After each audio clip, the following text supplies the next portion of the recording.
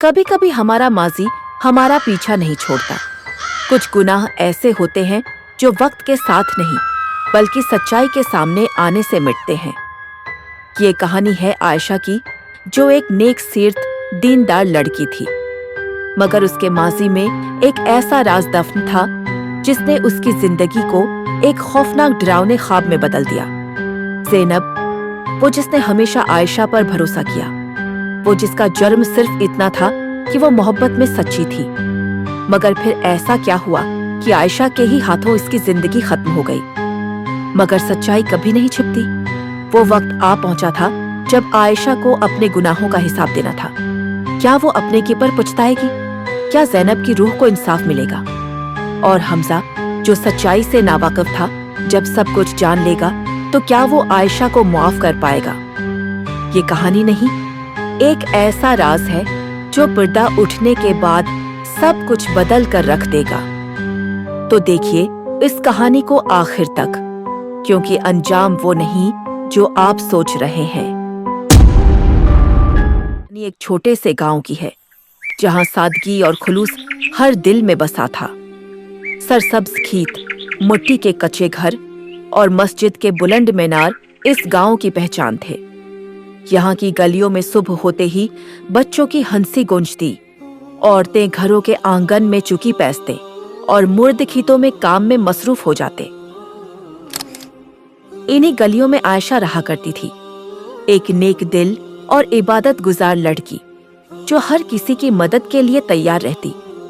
वो यतीमों को खाना खिलाती, बीमारों की तीमारदारी करती और हमेशा दूसरों की खुशियों में खुश रहती।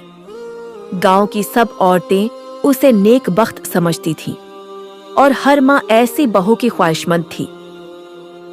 एक दिन हमजा की माँ बीबी रशीदा आयशा के घर रिश्ता लेकर आए। वो निहायत नेक सीरत खातून थी और चाहती थी कि उनके बेटे की जिंदगी एक दीनदार और नेक बीवी के साथ गुजरे। आयशा के वालिदीन ने मशूरा किया और सबकी रजामंदी के बाद शादी तय हो गई। शादी का दिन आ पहुंचा। गांव भर में खुशी की लहर दौड़ गई। मेहंदी, ढोलक और रस्मों से गांव की फजा खुशियों से भर गई। आयशा के हाथों में गहरी मेहंदी रची और हमजा दिल्हा के लिबास में बेहद खूबसूरत लग रहा था। निकाह की तकरीब मस्जिद में सादगी से अंजाम पाई और यूं आयशा और हमजा एक दूसरे के शरीके हयात बन गए। शादी की पहली रात जब आयशा और हमजा अपने कमरे में थे तो हर तरफ खामोशी थी। चिराग की मध्यम रोशनी में दोनों एक दूसरे की मोहब्बत में खोए हुए थे। मगर जैसे ही रात गहरी हुई, आयशा के चेहरे पर खौफ के आसार नुमायां होने लगे। वो नींद में थी, मगर अचानक चौंक कर जाग उठी। उसने ख्वाब में देखा था कि एक सायेदार जगह पर वो खड़ी है और एक औरत की धुंधली सी शक्ल इसकी तरफ बढ़ रही है। इसकी आंखों में दर्द और शिकायत थी। हमजा ने परेशानी से पूछा, क्या हुआ आयशा, तुम इतनी घबराई हुई क्यों हो? आयशा ने कुछ देर खामोश रहने के बाद कहा, मुझे कुछ अजीब ख्वाब आ रहे हैं, जैसे कोई मुझसे कुछ कहना चाहता हो। हमजा ने उसे तसल्ली दी। हमजा आधी रात को चौंक कर जाग गया। कमरे में हल्की सी सरसराहट सुनाई दे रही थी। उसने गर्दन घुमाकर देखा तो आयशा कांप रही थी, जैसे कोई खौफनाक ख्वाब देख रही हो। आयशा, आयशा, क्या हुआ? हमजा ने उसे हिलाने की कोशिश की। जैसे ही आयशा की आंखें खुली, एक दहशतनाक मंजर सामने आया। उसकी आंखें सरख अंगारों की मानंद दहक रही थी। चेहरा भयानक हो चुका था और वो एक खौफनाक रूप में बदल गई थी। उसने कांपते हाथों से बेड के पास रखी टारच उठाई और तेजी से रोशन कर दी।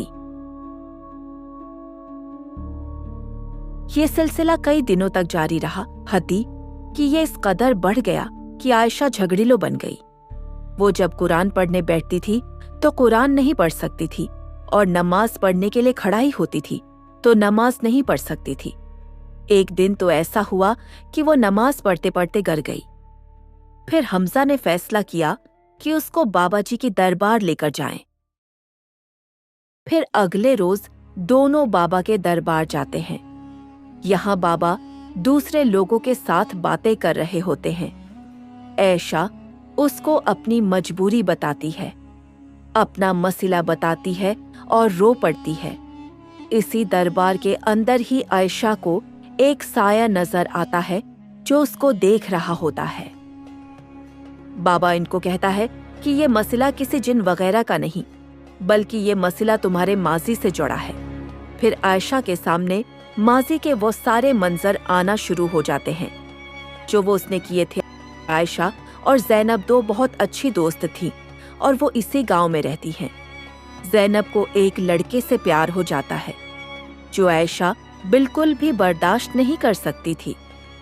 आयशा इतनी हसद में आ जाती है कि वो कुछ शैतानियां करके उन दोनों को जदा कर देती है। ज़ैनब रो रही होती है और फिर आयशा एक दिन उस कन्वे में धिका दे देती है। अगले दिन जब गांव वालों ने ज़ैनब की लाश कुनवे के करीब पाई तो हर कोई खौफजरा हो गया था, मगर किसी को हकीकत मालूम न थी और वक्त के साथ सब ने उसे एक हादिसा मानकर खामोशी अख्तियार कर ली। मगर आयशा के दिल का बोझ कभी हल्का न हो सका। फिर वो दरबार से घर चले गए, मगर आयशा को सुकून नहीं आ रहा था। वो बेचैन थी, तो फिर उन्होंने सोचा कि वो दोबारा दरबार जाएंगे, मगर वो साया उसका पीछा नहीं छोड़ रहा था। वो पीर बाबा के सामने रोने लग जाती है और कहती है कि उसका कोई हल बताएं। पीर बाबा कहता है कि उसका एक ही हल है कि तुम लोगों कन्वे के पास जाकर मुआफी मांगनी होगी। फिर उसके बाद वो खुद डिसाइड करेगी कि तुम लोगों को मुआफ करना है या नहीं। फिर वो दोनों उस कन्वे के पास गए जहां आयशा ने उसे धिका दिया था।